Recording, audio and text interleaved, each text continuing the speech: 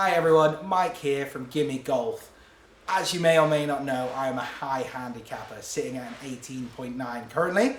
Don't worry, I've got a little bit of a secret weapon up my sleeve. It's the man to my right, Mr. Harrison Peck. How are we? We're doing alright, We have a good lesson in store for us today, right? Yeah, really good lesson today.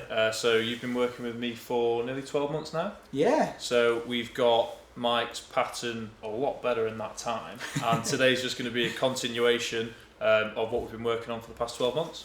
Definitely. So when I first came to Harrison, I actually had two golf swings, believe it or not. I had one which was a loop, which was effectively me trying to hit on a clock face, 5 and 9 p.m.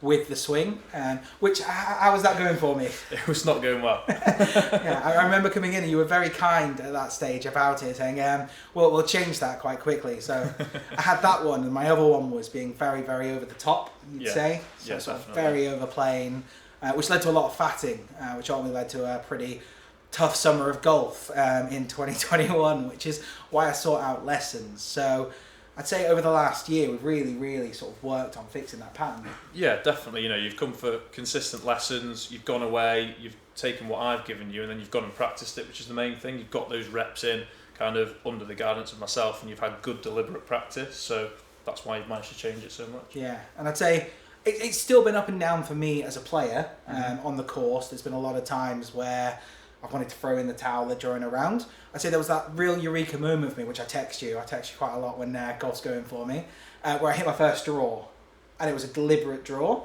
and that was like a big payoff moment for me because I was so over the top, maybe hit a fade every so often by accident, but it wasn't very good as a golf swing. But that first time I hit a draw and I watched that pattern come round, it was like eureka, like there is a swing there. Yeah, definitely, and it's great to see how you've actually managed to take that one kind of light bulb moment, and now that's your pattern. You hit a draw. Yeah, so it can be done. Just repeat every time, whatever I did that day. Rinse and repeat. Yeah. But I think that's been a really good thing for me, because I think two things as a golfer. Like, number one, consistency creates confidence for me when I'm out on a course. So actually being able to repeat that was great. Like, that was a big part of making this happen for me in golf. But number two, I think it's being able to recover from a mistake. And previously, I think when I went out, if I was hitting it okay, I would always hit it okay. But it's that first time you make an error, and then you make it the second time, and you don't know how to write that pattern. Whereas now I feel like I've got stages in my golf swing where it's like, if I start hitting the ball badly, I can go back to basics, I can take speed off it, I can go back to sort of how the swing works from each position to work out why I'm either opening, closing the club face, fatting, thinning, and all these different things that previously I would have just kept doing until I got to the 18th and then walked off. Yeah, definitely, and it's just being able to create that awareness so that you kind of know why the ball does what it does, how the club influences that impact, and then how your body's influencing the club to get into that position. As long as you have that awareness, you can then do something to improve it and change it. Yeah, absolutely. Right, I'm going to get warmed up, but you tell the people watching at home what we're working on today. So today we're going to be looking at a little bit of club face control, have a look at how that strike's going, and then we're going to go on course and see if we can move that ball around a little bit. We'll give it a good go. Let's get into it. Perfect. Right, okay Mike, let's grab that 8-iron and see how it's going. It's better than I usually start.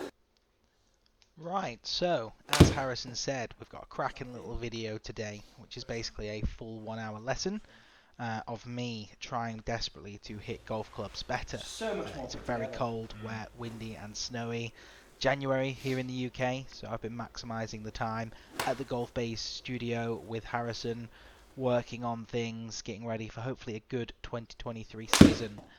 Focus on iron control and tee shot overall, which should stand me in good stead. It's getting there. So let's get into the video. Get across a little bit more, just to get me coming through the ball a bit.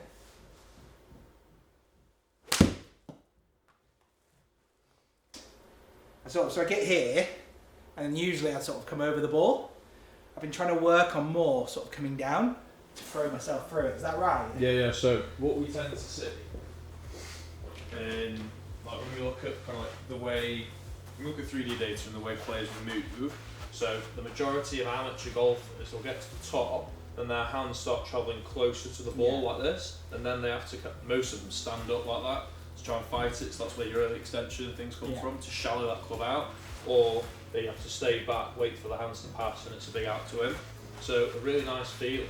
What we see the better players do is the hands drop, so the hands work down in a straight line, and it's your body rotation, so the rotation of your torso, that actually gets that club out to the ball. So that sort of forces you round, doesn't it? Because you can't physically push that club to the ground. It sort of pushes it and then it drags you. Yeah, exactly. So then everyone says, well, how am I going to get the club out? Well, you get the club out through your body rotation. So this goes here, and then as soon as I turn, my hands are nicely under my chest, and I've got loads of room here for my hands and arms just to swing through nice and passively. I don't have to like adjust at all. I don't have to find impact. I can just collect the golf ball. If you swing to the top and stop, stay there. And it's that drop, isn't it? So then just imagine your hands work down now. There you go. Down, and then to your hip, and then just turn. And then that club pops out. There you go. Yeah, that's what we're trying to work on. So you just try and tap one away like that. So you can let those, that's it,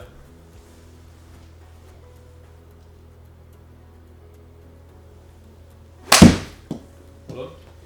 So for you, it'd be quite good because you tend to get the club stuck behind a little bit, so that path gets big into out, doesn't it? The more you can just get that body rotating here, the more that club's going to come out. Yeah. So definitely think about the hands and arms working down as the chest is rotating through impact. Because your rotation is going to pop the club out. Yeah, because I'm sort of doing this on its own at the moment, so I'm trying to shallow the club or bring it down. Yeah, and that's the thing, you don't really need to think about shallowing the club. Every single move that you do into impact is what we call like a steepener. So like any kind of rotation this way pitches the shaft up, the hands and arms moving this way pitches the shaft up, everything steepens because of all the forces that are applied for impact. So that's the thing, when we shallow the club, all we're really doing is getting those hands to work down before they work out. Yeah. And it's a bit like, for me, it's all control. But I know when I get here, firstly, I want the ball in the right place. It's all about a straight takeaway. Mm-hmm. It's letting that arm come up so I can rotate. And it's that bit of like, right now I want to bring that down and then I want to come through. Yeah. I can't put it together. I know what I'm trying to do. That's where all that sequencing work comes in, doesn't it? Well done. That was nice. That was really nice. That one's on camera, right? Yeah, there you go. I'll take that. Nice little, little push block, isn't it? So you pass super neutral in the 2.5 to the right, face angle, again right of target, which is only a degree more than the path, so you get that kind of straight right block. I'll take that. But your path normally, first few shots, how many shots were there? 8 shots, normally that's like 9s and 10s. Yeah. And that's so much more neutral, probably because you've been hitting more balls on grass and not on that. Does it make such a difference? Definitely practice. I think also as well, like swing, because I was sort of getting stuck at the top here, and I was like, I can't rotate anymore, I don't know how to get the club up. It's that sort of bit of letting the wrist sort of like neutral takeaway, and then that, and then like I'm all the way up here now, as I used to sort of get stuck here, but let's swing through. Yeah, and again, that's your element of control, isn't it? You're always trying to control on the way back. I just got stuck. I know exactly, whereas if you actually just apply force through the club laterally, it hinges anyway. Yeah. So the more force you apply going back, so the faster you swing back, with soft hands you're gonna get that nice little bit there, aren't you? You don't have to try and hinge the wrists.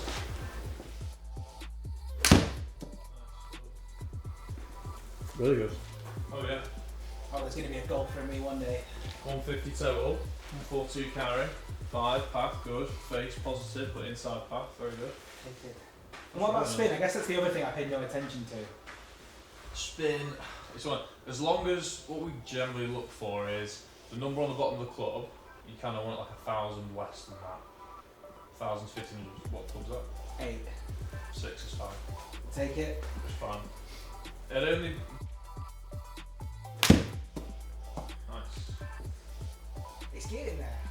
That is really good. That's a neutral, that's easy to be fair. Yeah. I mean, it's like I'm actually getting through the ball as well. Like, I'm doing that little thing. And it forces, because I can always tell by where I stop with my hands. If I stop here, it's because I've controlled the golf swing. Yeah. Whereas if it gets all the way back, it's because the golf swing sort of pushed through. Yeah. Like if we look at your swing plate now, so there you can see the yellow line coming down. That's the low point of your golf swing. A few months ago that was behind the ball. Like that's why you were fatting it, struggling for contact. But now because we're getting pressure left and a bit of shaft lean, we've pulled that low point past impact, so you're getting that ball to contact more. Yeah. So that's like the crux of it. You won't see a player on tour who has his low point with an iron behind impact. It doesn't happen unless he fats it. Everyone, one of the biggest kind of pointers of a good player is someone who can pull their low point past impact.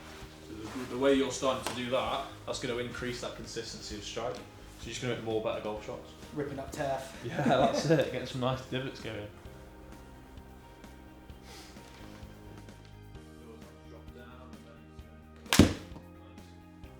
That's that little thinny one again. Not like this though, is it? No, it's great. So is that sort of really baby draw?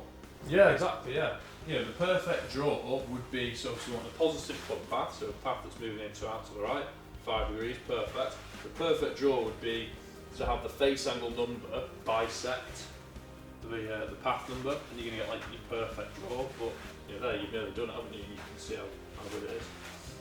Perfect. Take that. Yeah, you know, Just pull that onto the path, course. face path in 3.2 degrees, nice small number to one. You know, you play golf with that shot, it's 1 foot left to target that. Depends how big the hole is, really, doesn't it? Playing a foot golf hole. Yeah. I mean, impact is just so much better. You can hear it, can't you? You can hear it. And if that's your miss is a block. A block's the best miss in golf because it goes a bit higher and a bit shorter and doesn't curve away from target. Yeah. If you're hitting slices and hooks, that you get you further away from target. Yeah. Well, my old miss was sort of here, wasn't it? Yeah. Ultimately. Yeah. Like a low snap up. Or it was the little the shanky one here, wasn't it? Yeah, yeah. And that was just down to how into out your delivery was with an open face. So you're just exposing the hosel all the time. Like. We're on it. Whereas now you're just all over it.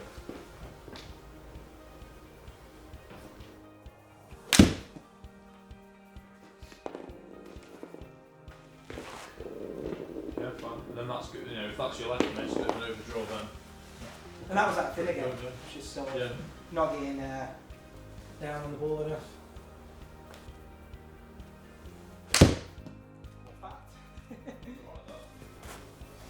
Yeah, that was okay. Ball speed was still pretty good, so I imagine strike was good. Maybe a touch high off the face, if anything, but yeah, a touch high off the face. There you go. But it's still pretty good. Golf swing.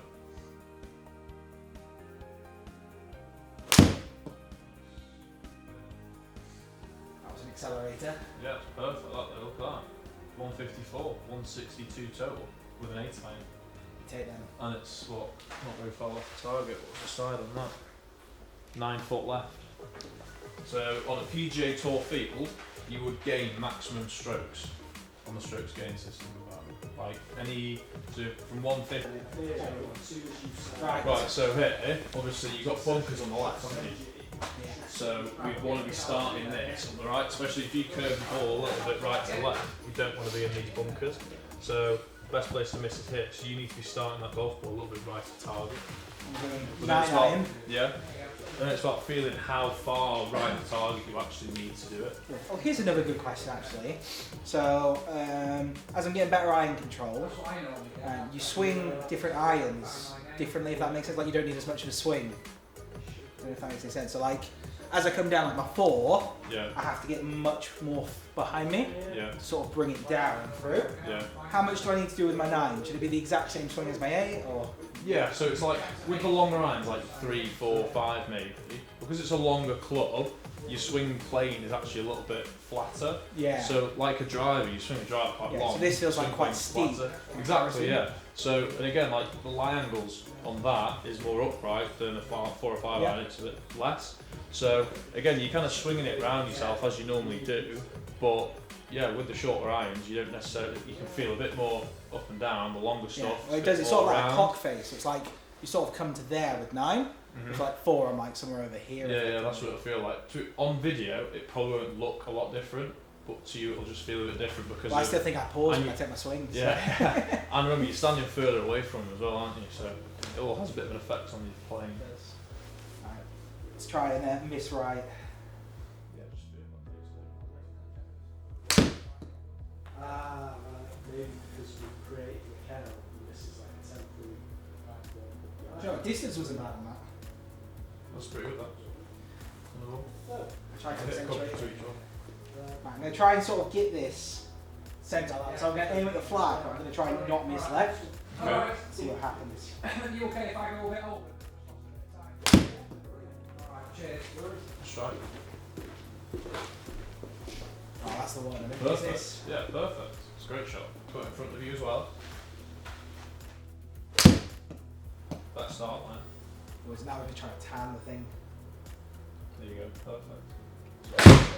Oh, nice. Nice. So, again, it's just about assessing the shot you got in front of you here, haven't you? You can afford here to hit a club that's going to come up short, whereas if you hit 8 iron, try and take a bit off and you end up flushing it, you've got bunker long. Yeah. So you're landing it, your miss area is here, not there. So it's just, again, assessing the shot that you got in front of you. Let's try that out. We can put it to the test, can't we? Mm. So if I get 8, so in theory I've just maxed 9 in my head. Yeah, you max 9 on that. So that was such a nice swing. It was a really nice strike as well. And the distance was actually pretty spot on. So that means that you can actually manage speed in your swing pretty well. Yeah, So that was that's trying really to get sort of decel on it. Yeah. A little bit chunky.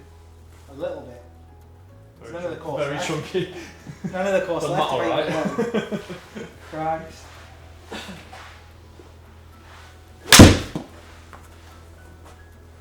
Slide pretty straight.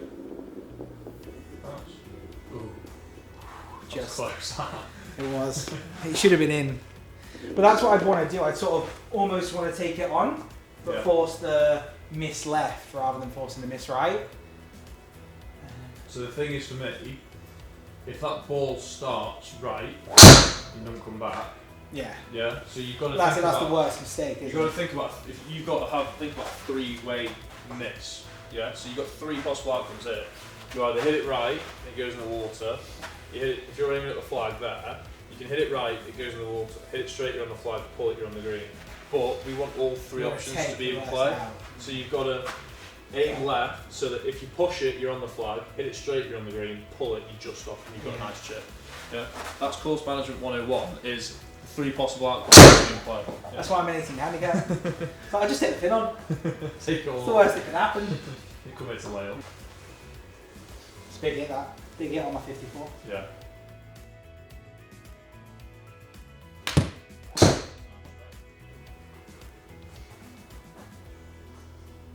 Do you know what? I might just play that spree. Those arms still drop and then you rotate. I'm trying to force it a little more left there. I mean, I'm still taking that. No, it works, doesn't it? Does. I'll get a little pin chipper out. I'll be good. Play. You've got a chip here. I can't believe you got a chip there. It's great. I love the fact you're going to find me for using it. My golf coach, I know when my misses are and how many shots I'm dropping from 4 chips around the green. Although, do you know what? You'll be proud. We don't do that here. Nice. A good scorer always beats a good player. Worked out, didn't it? Again, it worked out. Right. Great start then. Perfect. That'll work. Right side of fair.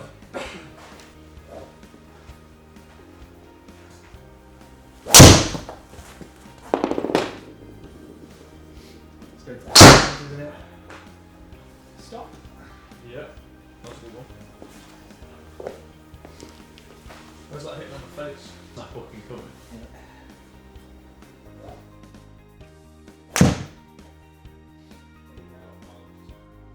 I did hit left though. Oh, ball's rolling back. Listen, Harrison, I'm here for a golf lesson. You told me to do that and look at my ball. I'll try and slow it down this time just so I can be a bit more deliberate.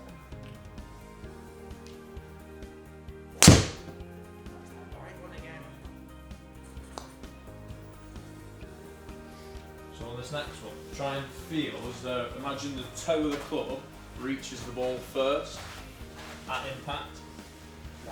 Makes sense? Sort of first hitting up on it.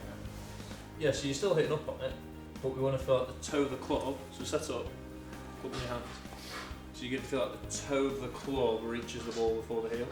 And that's going to just that's just going to encourage a little bit more closure of the club head through impact to get it starting left.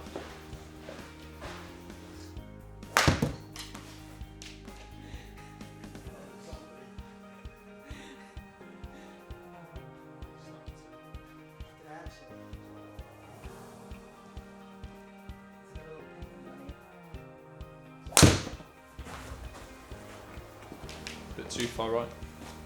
That was me trying to swing left, would you believe? Trying to swing left.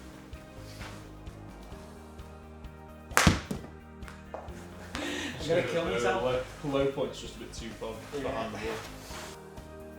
Okay, right, so really well done today. Sequencing's getting a hell of a lot better. The 8-iron swing through all your irons are looking really, really good. Things to improve on is course management, just sort of managing where you're aiming, what target you're going to pick, what's the best one for you. Wedges, getting that setup sorted, narrower stance, weight on the lead side, and then driver, that driver being struck out the middle of the face every time for maximum ball speed. But well done.